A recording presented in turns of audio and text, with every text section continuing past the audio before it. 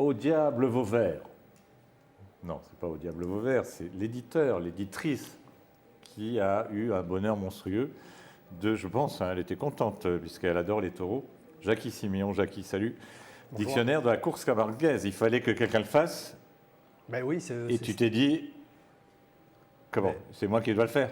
Ben non, comment? c'est-à-dire que ça manquait un peu dans le milieu taurin, un dictionnaire pour toutes les références, pour tous les gestes, les manières, Oui, d'accord, mais après... Et donc moi, j'ai pris des notes pendant quelques années, et puis j'ai dit, si personne ne le fait, ben, je vais m'y coller, je vais le faire. Voilà. Tu es allé voir Marion, tu dis, je fais le dictionnaire. Voilà, j'ai proposé à Marion, et Marion, de suite, elle était intéressée. Voilà. Le problème, après, ça a été pour trouver des photos, pour illustrer. C'est super, hein, il y a vraiment... Oui, il y a un boulot de recherche, et tout ça, il fallait travailler. Et alors, il fallait écrire toi-même. Alors, donc, Jackie, raseteur droitier, alors, il y a des sons qui ne savent pas, mais ça c'est né le 52, à Montpellier. Eh oui, je suis né à Montpellier. Je suis de Pérol, mais je suis né à Montpellier. Originaire de Pérol, il débute en 71, un peu tard. Ah ouais, tu commences tard alors? Ben oui, parce que normalement, vers 15-16 ans, on commence à raseter. Et moi, c'était à 18 ans, je suis descendu pour la première fois dans l'arène. Tu faisais pas les fêtes de village et tout ça avant? Non, non, c'était pas trop mon truc. J'allais dans les fêtes de village comme ça, mais tu allais pas. Non, j'allais pas dans l'arène. Parce que souvent, gamin, on y va. Non, c'était pas trop ça. J'allais aux courses camarguaises, j'aimais ça, j'étais passionné. À l'apéro? Mais voilà, aussi, bien sûr. Ici, il n'y a pas de fête sans taureau et sans apéro. Tu te rappelles de ta première fête de village ou pas? Non, parce que moi je suis né dans un village. Ouais, mais tout la première, tu ne te rappelles pas les premiers. Oui, quel âge tu avais quand la première? À Pérol, c'est à Pérol, tu allais la première? La première fête ou fête de village, la fête où tu... Oui, non, à Pérol. Moi, à Pérol, il y avait une fête. Dès que j'étais tout jeune, j'allais à la fête. Voilà. Et la première fois que tu es descendu Oui, c'était pour le cinquantenaire du club taurin Lourasé à Pérol. Voilà, c'est la première fois que je descendais dans l'arène, mais corne nue, sans emboulage. Ouais, sinon, après, j'avais raseté à l'école taurine. C'était un petit taureau de... piscine? Non, c'était une course assez importante. Ah, déjà, quand même. Ah oui, ça c'était déjà officiel presque. Ah oui. Et alors, comment on choisit alors? Parce que dedans, il y a tous les noms des grands taureaux. Parce que là, il faut rappeler, pour ceux qui ne savent pas, il y en a, comme moi, c'est le taureau qui est le plus important quand même. Oui, dans la course camarguaise, ce qu'on oublie souvent, c'est que la vedette, c'est d'abord le taureau. Pas toi. Même s'il y a des raseteurs qui sont hissés au niveau des taureaux. Mais ça, c'est Star System. C'est surtout le taureau, c'est surtout le taureau. Et l'homme se doit de le mettre en valeur, là, le raseteur. Ouais. Mais ça s'oublie un peu, ça, hein? On a tendance à l'oublier parce qu'il y a un côté sportif qui s'est mis en place là et c'est moins bien. Je pense que la manière, le style, tout ça, c'est aussi important que l'enlèvement des attributs. Totalement. C'est un peu ce qui faisait ton charme, sans que tu vas le dire toi, parce que vous aviez ce respect-là peut-être à l'époque. Voilà, moi ce que j'ai aimé, c'était la manière de garder le taureau un peu avec moi et de communier avec le public. Donc ça se passait à trois, entre le taureau, l'homme et le public. Voilà, c'est ça. Et ça, on a tendance à oublier le public.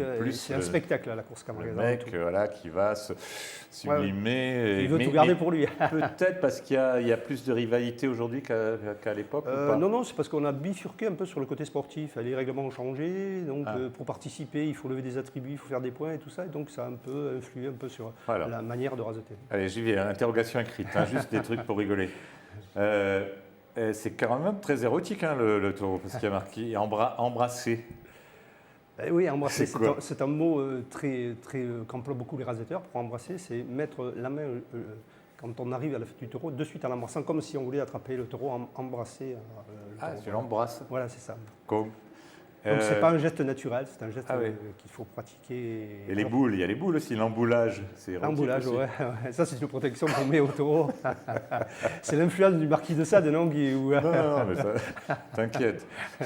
Non, il faut dire que vous aviez fait un interview du marquis. Pas du marquis, mais... C'est pour ça que je suis un peu influencé par le marquis de Sade, mais c'est ça, c'est drôle. C'est quand même, il y a quand même c'est pas sexuel, mais c'est quand même très chaud, c'est quand même très... Mais une certaine sensualité. Une sensualité, voilà, je veux dire, sensualité. La sensualité. Et on a perdu aussi un peu ça. Un petit peu aussi. Tu vois? Oui, parce que on sait que les taureaux, il y a des taureaux qui ont joui en taureillant, donc je ne sais pas si c'est pas arrivé peut-être chez les raseteurs, mais il y a un certain plaisir de garder, de raseter, de tenir les taureaux, de templer les taureaux. Qu'est-ce qui t'a le plus fait plaisir quand tu as cherché? Parce que tu as cherché, il fallait trouver les photos, tout ça, les noms, qu'est-ce que je vais mettre dedans? Donc il y a tous les noms des grands taureaux, il y a tous les noms des grands raseteurs. Hein, il y a tous les noms des grandes manades, il y a tous les. C'était quoi? C'était le plaisir là-dedans de faire oui, c'était un plaisir et un déplaisir aussi, parce qu'en fait, j'ai été obligé de faire un choix.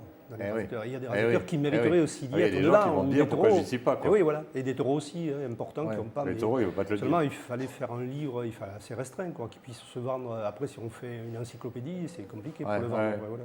C'est sympa parce qu'il y a les belles photos, il y a aussi les cocardes, c'est important. Oui, ça c'était toutes les manades aussi. De tout savoir, parce que les gens qui découvrent ça, c'est vraiment, on peut démarrer là-dedans. Ce qu'il faut dire aussi, c'est pas un livre qui est fait pour l'aficionado. Non, mais c'est bien ce que je dis, pour moi. Tout public. Hein. Pour moi. D'ailleurs, même il y a des aficionados qui l'ont lu et qui m'ont dit, j'ai été surpris, je pensais tout connaître de la course camargaise et enfin j'ai appris beaucoup. Et puis il y a tous ceux qui ont écrit. Hein. Il y a aussi bien On retrouve Nicolas, mais il y a aussi bien des gens. Je ne sais pas, je prends. Ça, c'est plein de noms. Je cherche au hasard comme ça. Hein, la Palme d'Or, bon, ça on le sait. Palme d'Or, c'est Cannes pour les gens. Mais oui, bien sûr. Il y a aussi la Palme d'Or. D'ailleurs, je le dis aussi. Chez nous aussi, on a la Palme d'Or. Festival de Cannes. Le Festival de. Et la Palme d'Or, c'est. Oui, bien sûr, mais à Beaucaire, il y a chaque année pour les fêtes la Palme d'Or aussi. À Beaucaire. Il y a les villages, il y a les villes, il y a les villages, il y a une espèce pas une hiérarchie, mais il y a certaines villes qui veulent être un peu la ville de la Rasette, comme on dit. Oui, il y a des villes plus importantes que d'autres, que sont Lunel, que sont Beaucaire, que sont le Gros-du-Roi, il y a Nîmes aussi, Nîmes-Arles, pour les finales. Arles, c'est importante. Tous les ans à Arles, c'est donc l'espèce de... Une année à Nîmes, une année à Arles, et les finales, et là, c'est où il y a important. Non, mais quand il y a le folklore aussi. Le truc d'or, là où il y en a 2000 qui rasettent le... Non, il n'y en a pas 2000. Non, ça c'est la cocarde d'or. La cocarde d'or, c'est ouvert à tous les raseteurs. C'est vrai qu'il n'y en a pas 2000, mais il y en a beaucoup. Voilà. Non, mais tu m'avais emmené une année. C'est monstrueux. C'est un truc, c'est la foire de... Alors là, c'est la seule course un peu spéciale où c'est l'homme qui est la vedette aujourd'hui. C'est un combat entre raseteurs. Les taureaux, alors il y a quelques taureaux qui sont, pour toi, le taureau qui est le taureau de ta vie, ce serait qui?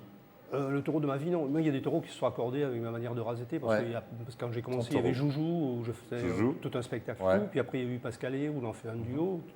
Mais après, il y a eu des taureaux importants dans ma carrière de raseteur. Rami, qui pour moi est le taureau des taureaux, même si après, on a élu Baraillé, parce que c'était plus récent.